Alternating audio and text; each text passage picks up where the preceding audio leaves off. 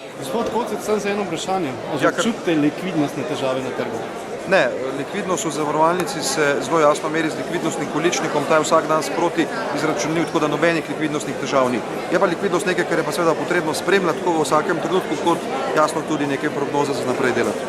Kako se zavarovalnica Triglav obnaša, kako pričakuje krizo, oziroma je že v tej krizi, kako se bo obnašala, kakšni so prvi ukrepi recimo? Ukrepi so precej jasni, kriza seveda je prisotna, kriza je v svetu tako kot tudi v Sloveniji. Tisto, kar bo pač nek direkten vpliv na zavarovalnico Triglav, je omejitev nekih širitvenih ambicij. Mi, kot vemo, smo ravno sredi nekega širitvenega cikla. Gotovo tisto, kar bomo naredili, je, da bomo trenutno zaustavili nadaljnjo širitev.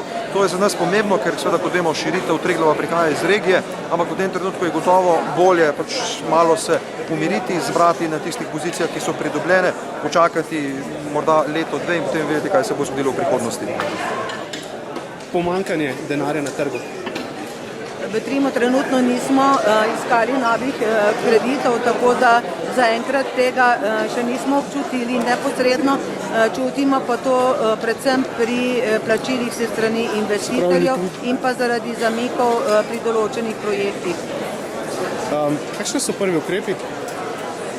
Ja, prvi ukrepi, ki jih delamo, seveda varčevanje kratkoročni, zelo podrobno gledamo bonitete podjetij in pa sposobnost plačil in seveda se orientiramo tudi na nove trge z novimi produkti. Bo širjenje še v takšni meri ali se bo malo to zmanjšalo? Mi vsekakor delamo vse aktivnosti v smeri naših strateških ciljev.